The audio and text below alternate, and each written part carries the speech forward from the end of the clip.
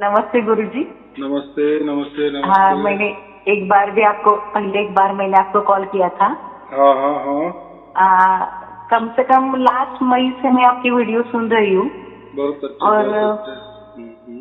ये हो रहा है कि अभी आपकी वीडियो सुनना मेरे दिन का एक काम हो गया है। आपकी आवाज जब तक मैं सुनती नहीं तो मुझे लगता ही नहीं कि मैंने कुछ शुरुआत की है। जैसे हम आपके बारे में तो मैं कुछ बोल भी नहीं सकती। सबको पता है आपका काम बहुत बड़ा है, लेकिन इतना आनंद है कि जब भी मैं आपकी आवाज सुनती हूँ और अकेले में बैठी हूँ, फिर भी मुझे ऐसा लगता है कि फिर भी मैं आपको सुन रही हूँ। बहुत वो अच्छे। क्या बोलते हैं कि हमें किसी की आदत हो जाती है, वैसे आपकी आवाज, आपकी वीडियो सुनना, आप जो ज्ञान बता रहे उसकी आदत हो गई है अभी। और ये लगता है कि जब तक हम रहेंगे तब तक ये हमारी जिंदगी का सबसे महत्वपूर्ण भाग बन गया है अभी। और मुझ में इतने बदलाव आ गए हैं, ये मैं आपसे शेयर करना चाहती हूँ। जब मैं इसके पहले जो मैं थी, मेरे गुरु की वजह से मुझे आपकी लिंक मिल गई। मैं आपसे एक बार मैंने बात की, आपकी वीडियो सुनी, लेकिन आज जो जिंदगी में बदलाव आए ना, वो पूरी पूर्ण शांति है। कहीं पे कंपटीशन नहीं हमारा खुद का, कुछ चाहिए भी नहीं। अगर कुछ मिला तो भी ठीक, नहीं मिला तो भी ठीक। अगर कुछ अच्छा हुआ तो भी ठीक है, नहीं हुआ फिर भी वो कबीर जी की मर्जी, ऐसा लगता है। हम जो कहते हैं ना, एक बार जो बहता है पानी, कहीं आगे जाके उसे वो ठहराव मिल जाता है, वो थोड़ा सा साइलेंट हो जाता है, फिर उसे बहाव की कोई जरूरत नहीं पड़ती। कहाँ जाना ये भी पता नहीं होता, क्यों जाना ये भी पता नहीं होता। लेकिन आज जो कुछ है वो किसी के कारण है। अगर हमें वो पता चल जाए तो जिंदगी के मायने बदल जाते हैं हमारे। बहुत अच्छा लगता है आपको जब भी सुनती हो तो, कितना ज्ञान है आपके बातों में। बहुत लोग आपके बारे में बहुत कुछ बोलते हैं, लेकिन अब ऐसा लगता है कि शिकायत भी नहीं करनी है, कुछ बोलना भी नहीं, सिर्फ हमें शांत होना है। बहुत अच्छा है। वो धुन मुझे सुनाई आती है, डेफिनेटली आती है। कभी कभी वो धीमी होती है, बहुत साइलेंट हो जाती है वो, आवाज ऐसा नहीं आता। लेकिन मेरे मन में ये हमेशा ख्याल रहता है कि यहाँ परमात्मा जो है मेरे साथ है, हर वक्त मेरे साथ में। मैं कुछ भी करूँ, आजकल तो ऐसा लगता है कि मैं कुछ करती नहीं, सब कुछ वही करते। मैं कुछ भी प्लानिंग नहीं करती, कुछ भी मैं डिसाइड नहीं करती, मुझे ये करना है वो करना है, बिल्कुल नहीं। सब आपके ऊपर, मुझे कब जगाना है, मुझे कब सोना है, ये सब कुछ वही करते। बहुत अच्छा लग रहा है जिंदगी में। अब लगता है कि शायद हमें कुछ तो मिल गया, कुछ तो। कुछ तो नहीं, यही मिलना था, इसीलिए तो हमारा जन्म हुआ है। और इसके पहले बहुत सारे जन्म हुए हैं, फिर चाहे हाँ, 84 वो लाख तो है। योनि हो या बहुत सारे मनुष्य जन्म में मिले हो, लेकिन इसी वास्ते देखो अभी हम मनुष्य जन्म में माने क्या है, हम ठोस में है, आकारों में हाँ है। ये जो भी हाँ हम आंखों से सब देखते हैं, ये सब आकार है, या कानों से हाँ हाँ जो भी कुछ सुनते हैं वो भी एक निर्गुण आकार है, हाँ हाँ बराबर। बाकी हाँ यानी जो आंख से या कान से या हमारे मस्तिष्क में जो जितने भी 10 इंद्रिय है, 5 कर्मेंद्रिय, हाँ 5 ज्ञानेंद्रिय, यहाँ से जो भी कुछ देख रहे सब आकार ही देख रहे, या नाम और हाँ हाँ, रूप ही देख रहे हैं। लेकिन सच। परमात्मा तो नाम और रूप से अलग है, यानी वो सूक्ष्मतम है, सूक्ष्मतम है। जब तक हम ये आकारों को नहीं छोड़ेंगे तब तक सूक्ष्मता हमें समझ में नहीं आती। और हमारा हाँ उद्देश्य तो वही है कि हम पहले ऐसा समझो कि परमात्मा के संतान है, माने क्या थे, परमात्मा जितना सूक्ष्म है ना उतना सूक्ष्म हम है, बराबर। हाँ लेकिन हम सूक्ष्मता भूल गए और ये आकारों में आ गए, यानी नाम और रूप में आ गए, और इसलिए फिर हम दुखी हो गए। लेकिन हाँ हाँ, जब वो हम तो है। हमारा असली रूप, अभी यहाँ वापिस में रूप शब्द, क्योंकि देखो मैं जो भी बोलता हूँ वो तो प्राकृतिक भाषा है, वो भी हाँ सीमित वो है। तो सच है। वो सीमित हाँ हाँ भाषा में ही मुझे समझा कर देना पड़ता है ना, तभी आप हाँ समझ हाँ पाएंगी। नहीं तो हाँ परमात्मा को समझने के लिए मौन एक भाषा होती है। लेकिन आजकल आजकल का जो तो डिजिटल युग है ना, यह तो हाँ मौन पकड़ के क्या समझ में आने वाला है। मौन के फिर दो अर्थ होंगे, इनको कुछ समझता नहीं है, बस ये मौन धरे हुए होते हैं। क्योंकि बोलना हाँ हाँ पड़े तो फिर बोलने में कहीं ना कहीं आदमी अटक जाता है, हाँ बराबर। होता है, जैसे मैं मेरे इतने वीडियो निकल गए, तो उसमें कुछ सामने वाला व्यक्ति जैसा होता है वैसे मैं बातें करता हूँ या वैसा मैं ज्ञान बटोरता हूँ, लेकिन उससे ज्यादा कोई ज्ञान वाला होता है तो वो क्या बोलते हैं, अरे आपने तो वो वीडियो में तो ऐसा बताया था। तो हर वीडियो में अलग अलग थोड़ा सा ज्ञान क्यों होता है, क्योंकि सामने वाला जैसा होता है उसी हिसाब से मुझे बोलना पड़ता है। समझो किसी को सार शब्द की प्राप्ति हुई ही नहीं और वो मुझसे बात कर रहा है तो फिर मुझे उसी तरीके से बोलना पड़ता है ताकि वो सार शब्द के नजदीक जाए या सार शब्द उसके अंदर उतर जाए। तो ये एक कला होती है समझो, ये तो ऐसा समझो परमात्मा की लीला ही है। मैं जो भी बोल रहा हूँ वो इसी हिसाब से। तो हमें इतना ही करना है कि ये जो ठोस रूप है, जो नाम रूप है, जो आकारों में हम आए हैं, तो हमें निर्गुण निराकार के भी सूक्ष्म होते जाना है।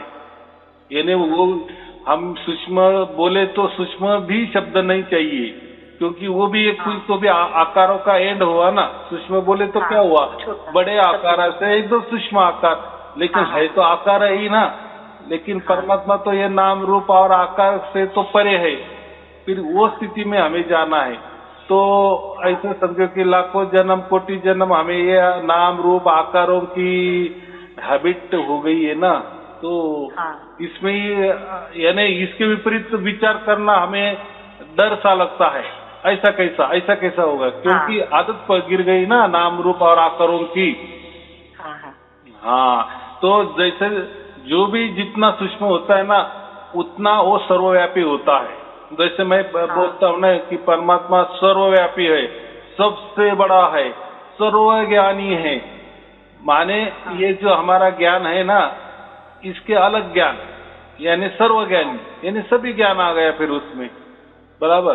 सर्वव्यापी माने सबको व्याप्त किया उसने, व्याप्त किया। हाँ, अभी आ गया तन कन में।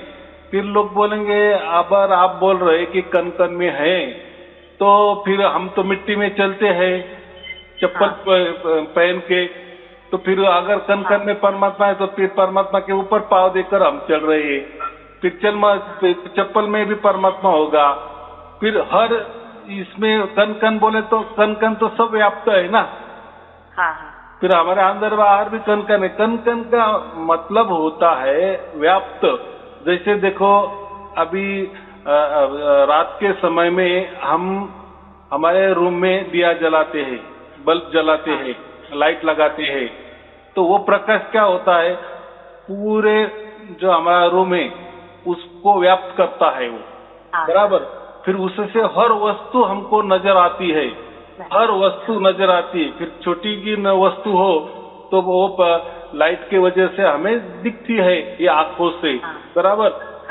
तो क्या हो गया, हम क्या बोलेंगे कि यहाँ तक प्रकाश पहुंचा है, यहाँ तक प्रकाश है, इसलिए वो वस्तु आपको दिखने में आई ना। समझो घड़ी है, आपके घर में घड़ी लगी है, आपने जैसे रात को बत्ती जलाई यानी लाइट ऑन किया तो आपको घड़ी बराबर दिखाई देगी कि कितने बज गए, बराबर। अभी इसके विपरीत चलो, अगर वही घड़ी हमने बाजू में अंधेरे में लेके गए तो दिखेगा क्या आंकड़ा, कोई घड़ी दिखाई नहीं देगी, या उसमें कितने बजे वो नहीं दिखाई देगी। क्यों ऐसा हुआ, तो रूम में वो जो प्रकाश था लाइट का, वो प्रकाश था, वो प्रकाश की वजह से घड़ी दिखती थी। यानी वो जो बल्ब लगा है हमारे रूम के अंदर, लाइट लगाई है, तो वो लाइट ने पूरा रूम व्याप्त किया है, बराबर। इसलिए हर वस्तु हमको दिखती है। तो व्याप्त किया माने तो वो प्रकाश वो रूम के कन कन में गया है, ऐसा उसका मतलब हो गया ना। इसीलिए वो सब कुछ दिख रहा है। लेकिन जैसे हम उसको अंधेरे में लेके गए तो फिर क्यों नहीं दिख रहा है, नहीं। तो रूम में तो वो दिखाई देने लगता था।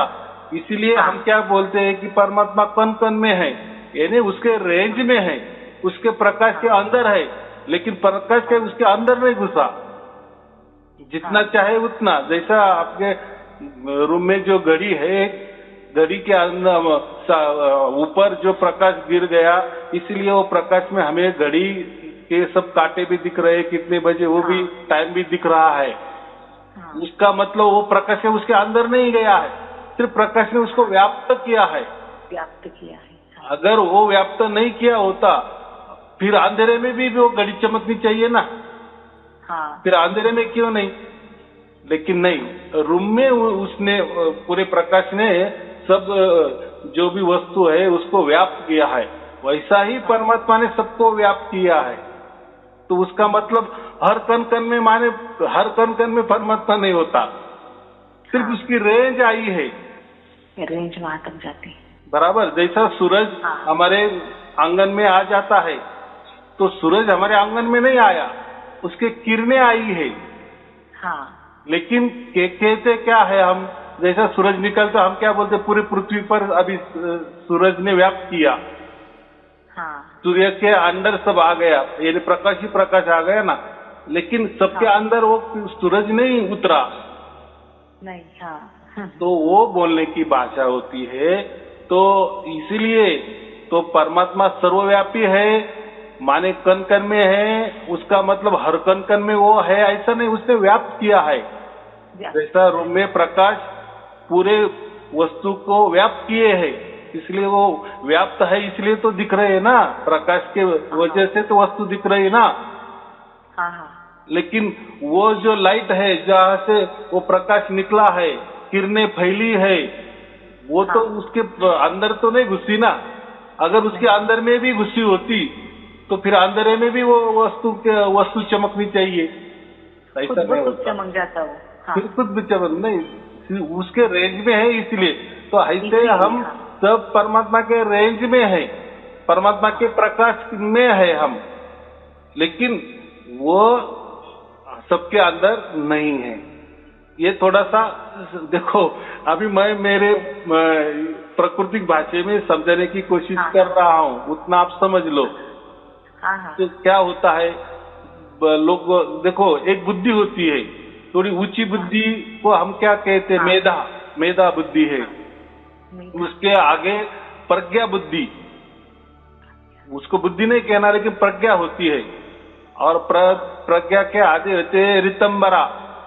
तो रितंबरा माने वो रितंबरा डायरेक्ट सत्य को देख सकती है, यानी सत्य का अनुभव कर सकती है। तो हम जो 4 शब्दों का अनुभव करते हैं ना, माने हम बुद्धि के कितने ऊपर गए। पहले बुद्धि की बाद मेधा बुद्धि, या यानी ये बुद्धि का थोड़ा सा ऐसा समझो 100 गुना थोड़ा बढ़िया। बराबर। जो बुद्धियांक कहते हैं हम, बुद्धि का सर्वोच्च शिखर माने मेधा, बराबर। फिर उसके आगे जाती है प्रज्ञा, और ये प्रज्ञा हम कहते हैं ना, विवेक से प्रज्ञा आती है। विवेक से ही प्रज्ञा को हासिल किया जाता है। और प्रज्ञा के आगे फिर क्या होता है, रितंबरा। तो रितंबरा ये जो है ना, तो इससे डायरेक्ट हम परमात्मा देख सकते हैं माने कोई आंखों का विषय नहीं है कि आंखों से देखा जा सकता है, इसको लिए हम जान सकते हैं, अनुभव कर सकते हैं। जैसे 4 शब्द हम अनुभव कर रहे हैं, इसका माने हम उस स्टेज पर गए हैं, यानी इतने सूक्ष्मतम गए हैं। मैं अभी दूसरा उदाहरण देता हूँ। कोई पत्थर ले लो, थोड़ा हल्का वाला पत्थर, एक कठिन पत्थर नहीं, पत्थर में भी बहुत सारे हजारों प्रकार होते हैं। तो एक हल्का सा पत्थर लो, तो अगर उसके ऊपर पानी डाले तो पानी पत्थर से सूक्ष्म है, बराबर। तो पानी ने वो पत्थर को व्याप्त कर लिया, माने वो पानी वो पत्थर के अंदर भी घुस गया, ऐसा समझो। थोड़े इसमें तो वो क्या बोलते हैं हम उसको, कि वो गीला हो गया ना, तो उसके अंदर भी तो उसके अंदर भी पानी घुस गया। क्यों? तो पानी पत्थर से सूक्ष्म है ना, इसलिए उसने व्याप्त कर दिया पूरे पत्थर को। बाद में क्या कहते हैं हम, तो ये तो हो गया समझो पत्थर, ये पृथ्वी है। फिर पृथ्वी से सूक्ष्म क्या हुआ, पानी हो गया ना, बराबर। वो पत्थर पे हमने पानी डाला तो पानी भी वो पत्थर के अंदर गया, थोड़ा सा रिजर्व हो गया ना, इसलिए तो वो गीला हो गया ना। फिर हम क्या बोलते हैं कि ये पानी से भी अग्नि सूक्ष्म है। कैसे? समझो वो पत्थर को, जो गीला पत्थर है उसको अग्नि दे दो बाहर से, तो क्या हो जाएगा? वो गीलापन सूख जाएगा, यानी वो जो पानी है वो उड़ जाएगा। क्यों उड़ गया? उसका भेदन किसने किया? अग्नि ने किए। अग्नि ने किया, बराबर। और अभी अग्नि ने किया, वो पत्थर अभी गर्म हो गया पूरा, बराबर। थोड़ी देर अग्नि निकाल लो तो वापस वो क्या हो जाएगा? जो हवा है ना, हवा जो हवा से वो ठंडा हो जाएगा, यानी वो अग्नि से सूक्ष्म क्या हो गया? हवा हो गई। कितना सहज बात है। हवा है इसलिए वो ये हो गया ना, पत्थर ठंडा हो गया ना, यानी वो अग्नि के बीच में भी हवा गई, बराबर। देखो कई जगह ये लगती है तो हम ऑक्सीजन का ये करते हैं ना, प्रेशर, या पानी के अंदर प्रेशर डालते हैं, हवा डालते हैं, तो थोड़ा सा अग्नि बुझने में ये मिलती है। तो हमें इतना ही समझना है कि अग्नि से सूक्ष्म क्या है? हवा है। और जो हवा है उससे सूक्ष्म ये आकाश है, बराबर। तो देखो पूरे आकाश में हवा रहती है कि नहीं? एकदम क्या बोलते हैं, खुली हवा रहती है।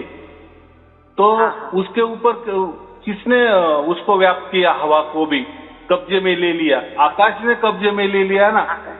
तो हवा से सूक्ष्म आकाश हो गया, बराबर। और ये आकाश देखो, फिर आकाश कितना सूक्ष्म हो गया कि पूरी हवा उसमें बह जाती है, बहती, इधर बहती उधर बहती, कभी स्तब्ध भी हो सकती है। यानी अंडर, किसके अंडर में आ गया? वो आकाश के अंडर वो हवा आ गई ना, यानी आकाश से भी सूक्ष्म आकाश अपना वो जो हवा के सूक्ष्म आकाश हो गया, क्योंकि हवा को उसने व्याप्त किया ना, यानी और सूक्ष्म हो गया। और ये आकाश है ना, उसमें सूक्ष्म क्या है? हम मन बोलते हैं, हमारा मन ये कहीं भी जा सकता है। 1 मिनट मंगल पे भी जा सकता है, कुछ भी करो, बराबर। और ये मन से भी सूक्ष्म हम क्या बोलते हैं? आत्मा है, आत्मा, और सूक्ष्म। और ये आत्मा से भी और सूक्ष्म परमात्मा है। देखो फिर इसलिए तो व्याप्त है ना, कण कण में हम जो कहते हैं, बराबर। जितना बड़ा बल्ब, जितना बड़ा लाइट, उतना उसका प्रकाश ज्यादा, वो ज्यादा व्याप्त करेगा ना। तो लाइट तो सबके अंदर नहीं घुसेगा, उसकी किरणें घुसेगी। इसलिए हम क्या बोलते हैं, लाइट ने पूरा मैदान ये व्याप्त किया, पूरा मैदान रोशनी रोशनी हो गई, यानी वो एक लाइट ने पूरा कब्जा कर लिए मैदान पर, बराबर। तो वो लाइट सूक्ष्म हो गई, इसलिए वो सब मैदान में फैल गई ना, सब मैदान में उजाला हो गया ना। तो ऐसा ही ये परमात्मा है, तो वो तो एक ही जगह, लेकिन उसकी रेंज जो बोलते हैं, उसका प्रकाश पूरे कण कण में आया है, लेकिन कण कण में वो परमात्मा नहीं घुसा है, बराबर। इसलिए कोई बोलते हैं कि आप तो बोलते हैं परमात्मा कण कण में है, हम तो डरते। फिर मिट्टी में भी कण कण है, कण कण तो सभी जगह है, फिर तो हमारा तो परमात्मा के ऊपर पाव भी पड़ता होगा। ये तो ये बहुत समझने की बात है। इसके लिए ही रितंबरा बुद्धि चाहिए। रितंबरा तक जब आप पहुंचते हैं ना, तब ये हो जाता है।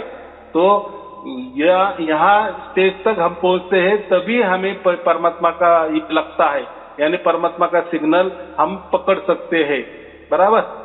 या ऐसा समझो, उल्टा समझो कि परमात्मा वहां उसके पास आ सकता है, क्योंकि उसकी बुद्धि इतनी सूक्ष्म हो गई, इतनी सूक्ष्म हो गई, उतनी सूक्ष्म हो गई। इसलिए वो परमात्मा तो सबसे सूक्ष्मता का समझो लास्ट स्टेज है, इसलिए वो हमारे तक, आत्मा तक पहुंच गया वो, क्योंकि आत्मा से सूक्ष्म परमात्मा है ना। हाँ, तो आत्मा तो परमात्मा तक तो नहीं जा सकती, क्योंकि वो उतना सूक्ष्म नहीं है ना। लेकिन परमात्मा ही सूक्ष्म है, इसीलिए वो हमारे आत्मा तक उसकी पहुंच है, और आत्मा ही उसको पकड़ता है, बस सीधा हिसाब है। यानी जब ये मनुष्य जन्म में, तो देखो मनुष्य जन्म में हम आत्मा का बोध होता है ना, बाकी प्राणियों को आत्मा का बोध करके क्या करना है? या बोध माने समझ, उनको क्या समझता है आत्मा क्या होती है?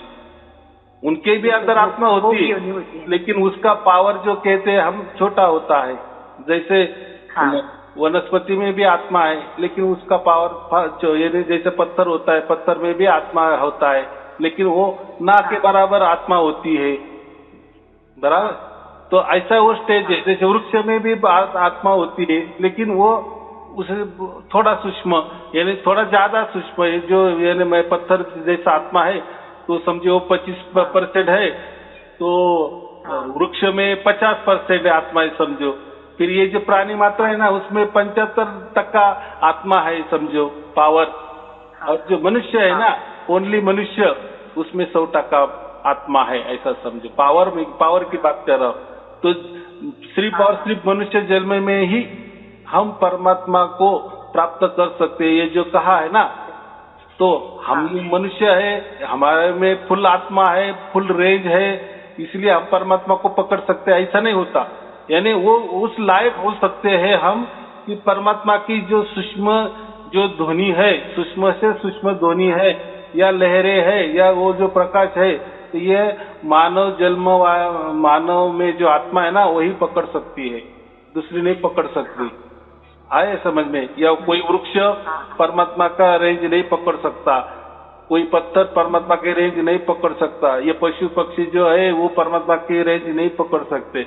सिर्फ परमात्मा जो है वो जो हमारा जो मनुष्य में जो आत्मा है ना, उस वहां तक ही पहुंच सकता है, क्योंकि उसको उतनी पावर है थोड़ी सी कि वो ऑब्जर्व कर सकता है या जान सकता है कि हाँ मेरे अंदर परमात्मा प्रकट हो गए। बाकी इनको परमात्मा प्रकट होता ही नहीं है, अगर हो भी गए तो उनको समझ में भी नहीं आएगा। आए समझ में? हाँ, तो इसीलिए जिनकी हम कहते हैं कि थोड़ी बुद्धि कमजोर है, तो उसको ये बात समझ में नहीं आती, सार शब्द वाली बात। वो लोग क्या कहते हैं, ऐसा कैसे परमात्मा हमारे अंदर उतरेगा, हमने कुछ किया ही नहीं। क्योंकि आजकल के सभी धर्म हमारी ओर से करने का प्रयत्न करते हैं ना परमात्मा की तरफ, यानी हम जो करेंगे परमात्मा के लिए वही सत्य है। लेकिन यहाँ कबीर साहब ने अलग किया है ना कि आपके लिए परमात्मा करेगा, तो यहाँ फिर लोग विश्वास रखने को तैयार नहीं होते। ये कैसा क्या आप उल्टा बोलते, परमात्मा को क्या पड़ी है हमारे पास आने को, बराबर कि नहीं? लेकिन अभी ये जो युग है ना, ये कलयुग है, और ये ऐसा समझो ये घोर कलयुग है, अंत, ये अभी घोर कलयुग है, ये अंत हो रहा है। अभी देखो कि ये जो हमारे विचार है ना, ये घोर कलयुग में एकदम ये हो गए कि हम जो बोलते हैं ना, ऐसी घिनौनी हरकत हमने मन में कभी लाई भी नहीं है कि ऐसा भी हो सकता है। ऐसा हमने लाखों जन्म भी नहीं सोचा, लेकिन घोर कलयुग में ऐसा भी हो सकता है। इसका मतलब क्या है? यही तो घोर कलयुग है। सब जो नहीं वो सोचते वही हो जाता है, बराबर। इसलिए उसको घोर कलयुग कहते। तो ये घोर कलयुग माने कि ये अभी अगर विचार इतने ये हो गए, सबके विचार, जो घोर युग में पूरे पृथ्वी पर जितने भी प्राणी मात्रा है ना, सबके विचार ऐसे ही हो गए कि जिसका हम विचार भी नहीं कर सकते, इतना ऐसे लोगों के विचार हो गए हैं, बराबर। तो ये एंड होने वाला है, और एंड होने वाला होता है तभी परमात्मा प्रकट होने लगते हैं। यानी उसके बच्चे जो है ना, खास करके जो चाहते हैं ना कि परमात्मा है और वो मुझे कभी ना कभी मेरा उद्धार करेगा, इसी आस लगाए हुए रहते हैं। या उसके लिए मैं क्या कहता हूँ, जैसे शबरी है ना, शबरी ने बेर तोड़ के रखती थी वो हर दिन कि नहीं एक दिन मेरे राम मेरे पास आएंगे, मेरे राम आएंगे, और आ गए राम, बराबर। झूठे बेर भी खाए। देखो परमात्मा का प्रेम ना होने वाली हो गई कि नहीं। अहिल्या जो पत्थर बनी थी, तो वही वो आस लगाई थी ना, कभी न कभी राम जी आएंगे, मेरे पे बैठेंगे या मुझे स्पर्श करेंगे और मैं ये पत्थर से वापिस अहिल्या बन जाऊंगी। तो ये जो है ना, ये सब उल्टा काम कैसा होता है? तो होता है। तो वैसा ही जिसने भी चाहा है ना कि परमात्मा मेरे पास आएंगे ही आएंगे, हाँ, लेकिन जो ज्यादा चालाकी वाले है ना, ऐसे आ ही नहीं सकते। चालाकी माने कौन? जैसे विश्वास नहीं रखते परमात्मा के ऊपर, तो वो ज्यादातर मंत्रों पे विश्वास रखते हैं, ये ले लो मंत्र, इससे परमात्मा मिल जाएगा, नहीं तो करो मेरी पूजा, परमात्मा मिल जाएगा, करो ये ऐसा ध्यान, परमात्मा मिल जाएगा। यानी इनको भरोसा नहीं है, इनका भरोसा ध्यान पर है, इनका भरोसा मंत्रों पे है, इनका भरोसा वो खुद पर, लोगों ने उनको परमात्मा मानना चाहिए इस पर है, बराबर। इसलिए उनको प्राप्त नहीं होता, और वो अभी कैसे सोच भी नहीं सकते कि परमात्मा आप उसकी तरफ से हमारी ओर आता है, लेकिन आता है।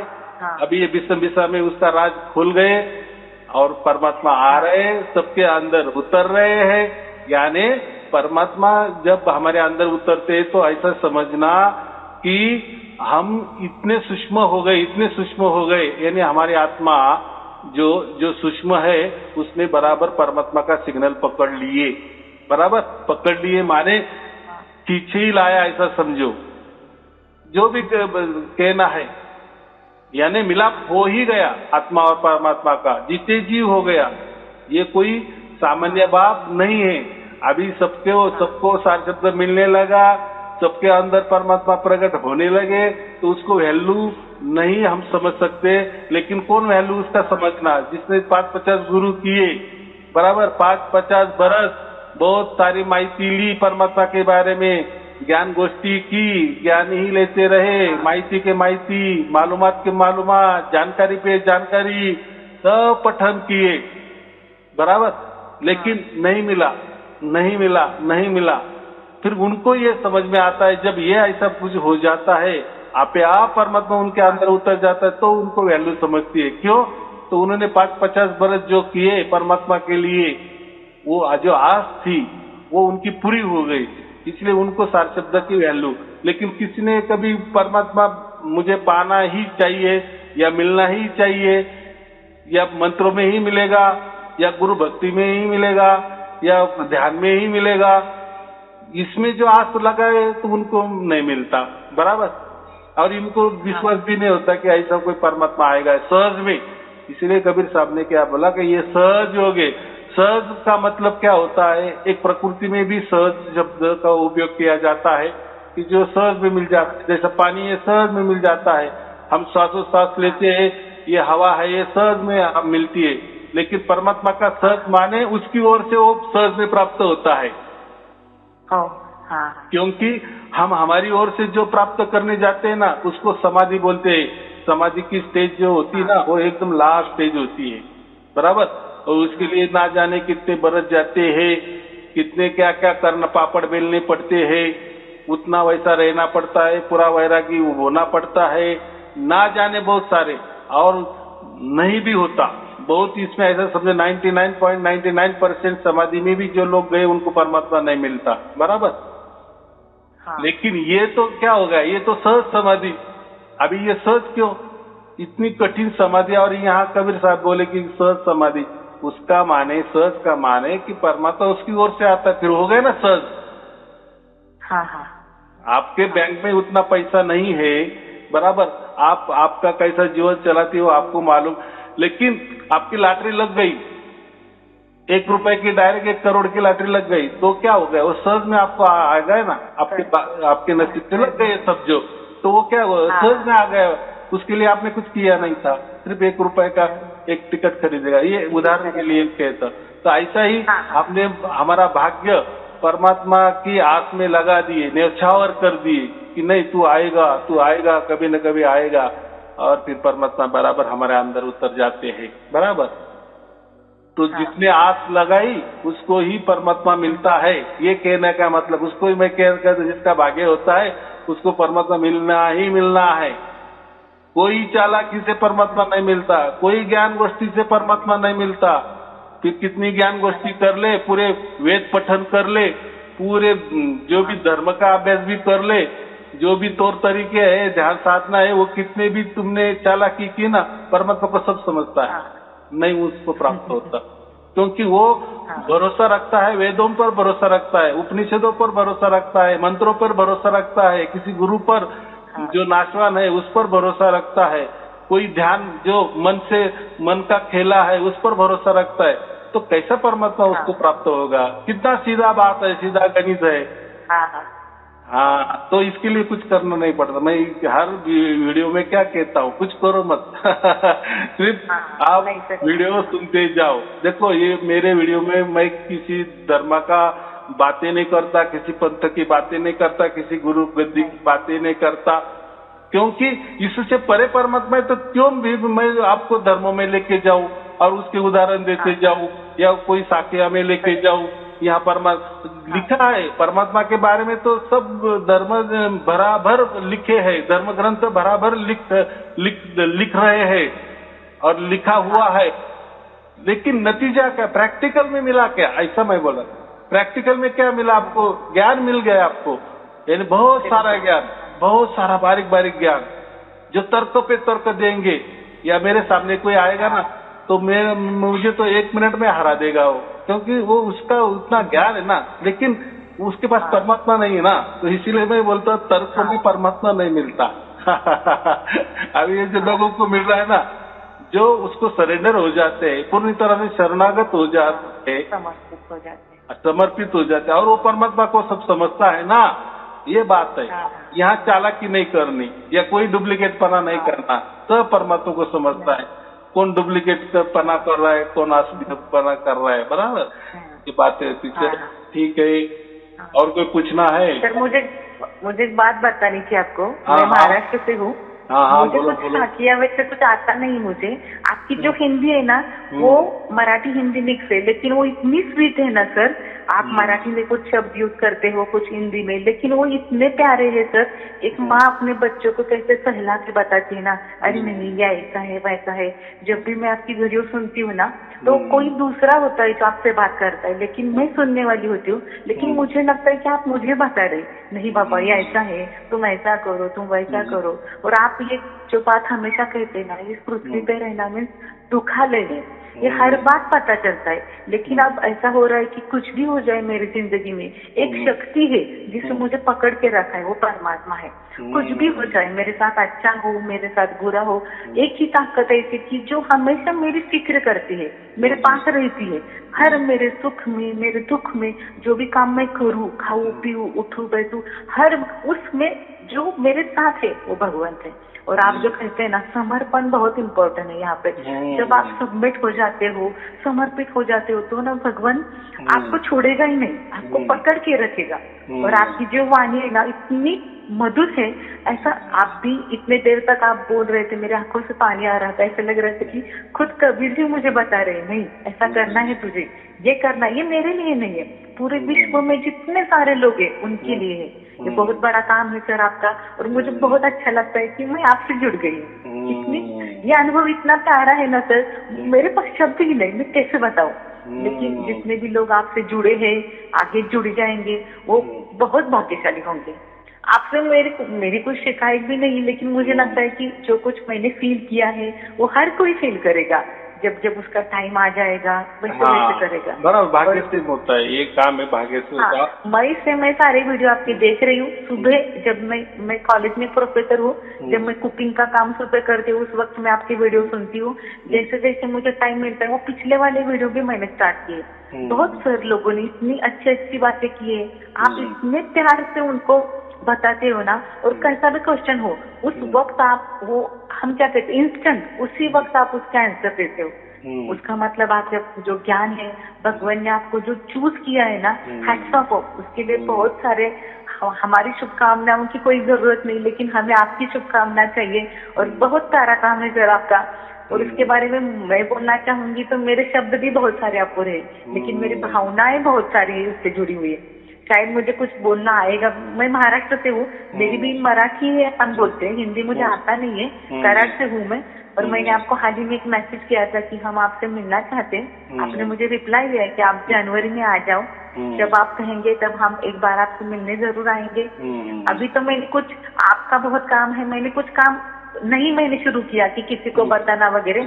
मैं सोच रही थी पहले मैं तो अच्छे से जान जाऊं, मुझ में भी कुछ आ जाए बताने के लिए, तब मैं ये करूंगी, अभी तो नहीं। और जो भी मेरा काम होगा आपके माध्यम से भगवान जी मुझसे कर ही लेंगे। इसके लिए मुझे सोचने की कोई जरूरत नहीं है मुझे। सरेंडर, अभी मैं वही परमात्मा बराबर बुद्धि हाँ, देगा, कब किसको बताना है, देगा किसको मुझे। नहीं बताना हाँ, है, तो वो देगा। हाँ, तो अभी आप भाषा की हाँ, बात की ना, तो देखो बहुत लोगों को मालूम नहीं है कि मराठी, हिंदी और संस्कृत इनकी एक ही माँ है, क्योंकि हाँ, सब देवनागरी है ना। मराठी भी हाँ, देवनागरी में बरोबर, लिखी हाँ, जाती है, हिंदी भी देवनागरी में लिखी हिंदी जाती भी, है, हाँ, हाँ, हाँ, संस्कृत और देवनागरी। संस्कृत, लेकिन बाकी हाँ, जितनी भी भाषा है, हमारे भारत हाँ, में हो या भारत के बाहर वाले हो, ये देवनागरी में नहीं हाँ, है। सबका अलग ही हाँ, हाँ, ये फॉन्ट है, हाँ, बराबर। तो हाँ, हाँ, इसीलिए हाँ, हिंदी वाले को या संस्कृत जानने वाले को या मराठी जानने वाले को ये तीनों भाषा में सब सरीके लगते हैं या समझ में आती है या हाँ, मीठी हाँ, लगती है। हाँ, बस हाँ, यही कारण है हाँ। इसका। चलो लेकिन ठीक है उसमें फिर। तो हाँ, मिक्स जो भाषा आती है ना आपकी, वो बहुत हाँ, स्वीट लगती है। आप यहाँ के हाँ। वर्ड यूज करते हो, वहाँ के एक माँ की जैसी भाषा है वो। सिर्फ भाव इम्पोर्टेंट है वहाँ पे, समझना यही इम्पोर्टेंट है, भाषा देखो इतना नहीं अभी है सिर्फ। आपके अंदर भी परमात्मा जैसे प्रकट हो गए, आप कहे आप ही जैसे अभी दूसरों को ये बताने जाएंगे ना, तो लोग आपको वैसे ही हाँ, बोलेंगे कि आपकी वाणी कैसी मधुर हो गई। तो देखो, जहाँ हाँ, परमात्मा साथ में होता है ना, अखंडित हाँ, निरंतर होता है ना, तो वहाँ ये हाँ, तो हो ही जाता है, वो तो पहचान ही हाँ, हो हाँ, जाती है, बराबर। हाँ, हाँ, हाँ, हाँ देखो, इतने लंबे से आप अभी इतने लंबे रह रहे हो, लेकिन आपके अंदर हाँ, परमात्मा प्रकट हो गए ना, तो हाँ, कहाँ हो गए, किसके लिए जाना, किसके सामने क्यों जाना, तो वो तो फिर हाँ, जादूगिरी है। देखो किसके सामने गए ना, हाँ, तो कुछ ना कुछ हो ही हाँ, जाता है, लेकिन वो एक प्रकार की हाँ, जादूगरी हो जाती है, कि हिप्नोटिज्म हो जाता है, हाँ, बराबर।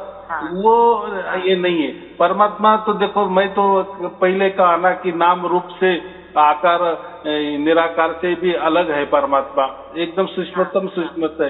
तो अभी आपके घर में आ गया ना परमात्मा, सार शब्द लखा हाँ, दिए ना, तो हाँ, उसके लिए किसकी जरूरत पड़ी ना, मेरी भी नहीं जरूरत पड़ी। मैंने तो अभेद बता दिए कि बस परमात्मा आएंगे, ये आप पक्का आपके दिमाग में रखो, बराबर आपका जैसा भाग्य हो जाएगा, परमात्मा बराबर आपके अंदर उतरेंगे, फिर आ गए, हाँ, बराबर कि नहीं। हाँ, हाँ, तो ऐसे ही सबके साथ हो रहा है। हाँ, हाँ, ये बात होती। चलो ठीक है फिर, हाँ, शुभ हाँ, ठीक है। आशीर्वाद। आपने इतना टाइम दिया हाँ, हमें, थैंक यू सर फॉर इसके लिए। हाँ, thank you so much. Thank you ठीक गुरु है। जी, धन्यवाद। आपको और आपके दिवाली की परिवार के लिए, शुभकामनाएं आपको। हाँ, चलो आपको भी हाँ, दीपावली की शुभकामनाएं, आपको आपको भी और सर, आपके हैप्पी परिवार दिवाली। के लिए। हाँ, हाँ, हैप्पी दिवाली, हाँ, थैंक यू शुभ सर। आशीर्वाद, सत साहेब ओके, जी, थैंक सत यू, थैंक साहेब यू। जी, सत हाँ, साहेब जी। आपके चरणों में शत हाँ, नमन।